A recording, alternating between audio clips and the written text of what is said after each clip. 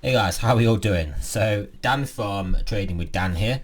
So this is our evening Bitcoin wrap up. So yeah, over to the charts. So we'll start here on our well, this is the 12 hour actually, because the first thing I wanted to show you guys was the fact we've got the 12-hour Stokes starting to turn back up. The 12-hour Stokes been one of actually the most reliable indicators for the direction of Bitcoin. I mean, you can pretty see where we started to curl down around here.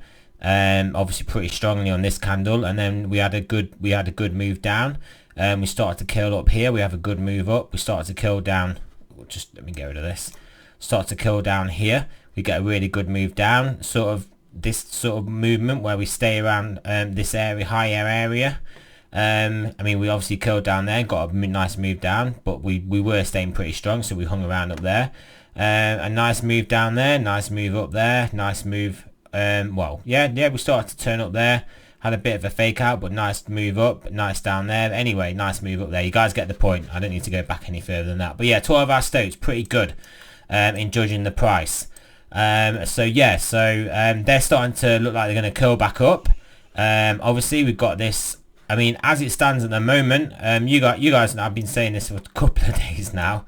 We just got to get back above 9,200, not a couple of days, couple of videos. So this morning and last night, we've got to get back over 9,200, hold above there, and then I think that confirms this as a low, in the larger time frame, and then we will then basically, I don't think there's too much stopping us just going through the 10k level then. Obviously we might just play around these areas a little bit. Maybe we may just break straight through, but yeah, possibly play around these areas, get back up against this resistance again. But yeah, all in all, whilst we're down here, whilst we weren't really getting back above the 9,200, anything really could have gone. But the longer we stay here, the longer that gives for the oscillators to play out, start to come back, and yeah, and then we can resume our uptrend again. Trend line, larger time frame trend line intact. All we've really done is printed a higher low, basically confirmed higher low. Even this is a 12-hour look, confirmed higher low, and yeah, so we can play out a nice move now, nice move upwards. That is what I think now is the most likely scenario. Obviously, we can still look at it potentially as forming a sorts of, well, I don't know. You can maybe try and look at this forming a bull flag, but I think a bear flag. But to be honest, I'd probably look to more of the overall trend. I mean, you could have seen this as a potential bear flag, but it clearly wasn't. Well, it clearly didn't play out as one. And yeah, so this is sort of what we're looking at here. Yeah, so like I said, get and hold over this 9,200. I mean, if we can basically trade around this area here, up to around 9,500 this weekend, then I think we're giving ourselves a really good chance of getting through 10k ultimately. So yeah, holding above here, 9,000, the mid 9,500s, and then 9,700. I think we'll be up there pretty soon at the 9,708 area. Maybe we come back down to mid 9,000s again, curl our way back up, have ourselves what could be a pretty nice looking ascending triangle. I'm sure I'm not the only person looking at this. Yeah, like I said, curl back up, come back down a bit, and then bang, up we go. And that would give us a measured move of, what's that, say 9,800. Well, we're kind of about there, 9,800 to about 8,000. So that's basically about 1,800, roughly a $2,000 move. So $2,000 puts us at 9, 10, 11,800.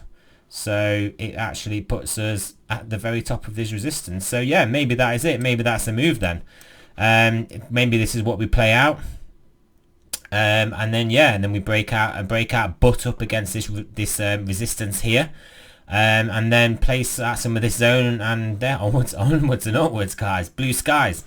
I do know a lot of people are looking to short their 10,500 level, so that is great because we can soak up that liquidity. I'm not a whale, but yeah, the market, us bulls in general, we can basically wipe them out.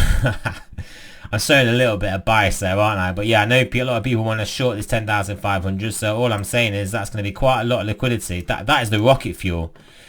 If we can basically, the bulls can buy them out, break through that sell wall, and then they're just gonna have to stop out as we start basically going into blue skies. I mean, you cannot be, if we break above this 10,500 and up to this 11,800 area, you cannot be holding a short position.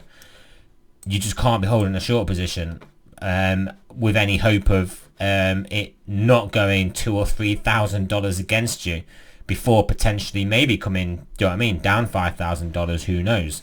But it's just too dangerous. This is just a crazy zone to trade in.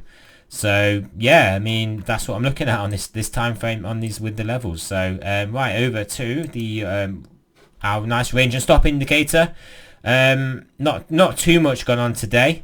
We did tick over to a buy here, so I did consider, bear in mind I'm pretty bullish, consider trying to take this buy here, which would have got some profit and would have filled the ladder. So we'd still be in this long trade at the moment, but I did think I do want to give us a bit of time to stay in the green zone, in the basically the medium term green buy, and then maybe take the next buy. So as this may happen overnight, I'm not necessarily gonna jump on this straight away. So again, the bots are still gonna be off overnight, so still not quite comfortable with what's going on. We've had a big move down. I just want to obviously confirm an uptrend. One thing I was looking at, let's go into an hourly time frame.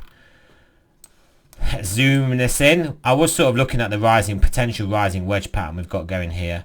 Let's stick on some volume, see if this gives us, we sort of got a decline in. We got, well, it's not necessarily, it's declining if you include that bit there, but so we've not necessarily got a declining volume here.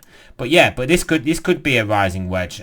So I'd rather give it a bit of time to move along a bit, get a bit over this 9,200. Play out a bit, and then I'll be more comfortable taking the long trades. But I do think if we are basically going to hold above here and move our way up, I do think 9,700 is pretty much is as close to certain in my mind, not financial advice, as we will get a move up there. So there's plenty of time for me to get on some play lots of nice long trades. Between here and here, it's a good 800. Sorry, it's not. No, it's a good $500 range, and then I do think we'll be breaking upwards. So I'll be playing to the long side, trying to hold a net long position, for the breakout for like another $1,000 move. So that's sort of what I'm looking at there. Range and stop. So there you go. So not necessarily too much going on there trade wise. I'm sort of waiting for the next. Well, it'll be overnight. We'll probably go to buy again. And I'll be more than happy with us breaking into the 9,200 to 500 zone. I'll show you on the zone here, and then just buying retests of the 9,200 level, working a long position there. That is my trading plan. Right, so the downside we have to discuss. If we don't substantially hold and break over 9,200, start playing around in this zone. Start basically testing the bottom of this resistance, and then obviously not breaking it, then I think it's pretty certain we're going to get a move down to the 8,600s, where we'll probably play a bit on the support, and then I think we'll break lower than these lows here, and that'll be pretty. I think that'll be pretty. Well, it'd be pretty catastrophic for the bulls. Just for generally predicting price action and trading, it won't necessarily be, because I mean we'll probably get a nice easy short move down to, well, around mid 7,000. So it's a nice trading opportunity, but obviously not great if you are long Bitcoin. So that's what we're looking at there. Let's have a look on the TD sequential. We actually started on the daily. We started a new red count. So we're on a red 2, not traded below the red 1 yet, but so that is what ultimately triggers a proper sell trade, and that gives us a sell basically 8,800. So the daily TD will put us on a sell under 8,800. 12 hour, not too much to show. Maybe we got something on a 4 hour buy. Maybe we had a 4 hour buy around here. No, we didn't. So but just coming quite close to these moving averages. You can see we've been guided up by this 200 period moving average on the 4 hour. So that's it today. I think there's much else I can say. It's been a quiet day really. We just played out this range, squeezing our way up. Let's hope it's just sort of like squeezing our way up like we sort of did here, and then make our way up. I mean, this move down wasn't as sort of savage as this move down here. So maybe this is the extent of our chop zone, and then we'll start to squeeze our way back up. So fingers crossed for the bulls. Yes, there you go, guys.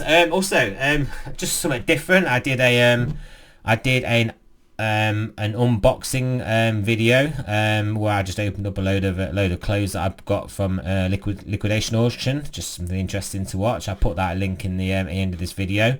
And also, yeah, one last thing I wanted to talk about was this. No, not this. I don't want to talk about it on this chart.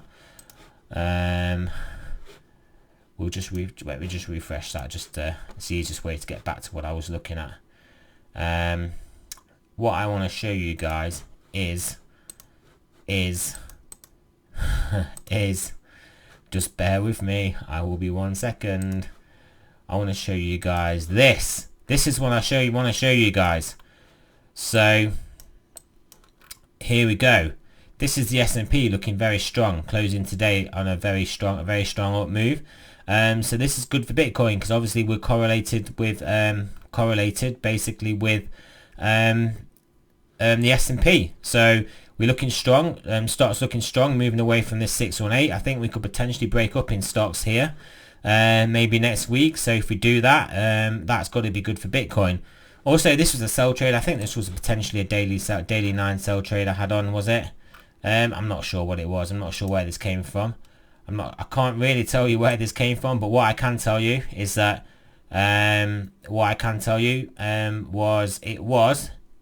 oh yeah, sorry. So it was where I was gonna activate a sell trade. So we had this 9, and this line was where I was gonna activate a sell trade if we break below. But as you can see, we're fully supported by that level. That's why I picked that level as a sell level, because it was an important level. So if you break through it, we'll go down. But if we don't break through it, we'll bounce off it. So, but this is all I wanted to show you.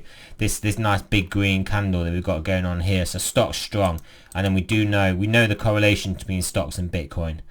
Right, so that's it for today, guys. So remember, not financial advice. I'm not a financial advisor. Always do your own research, and I'll speak to you guys in the morning.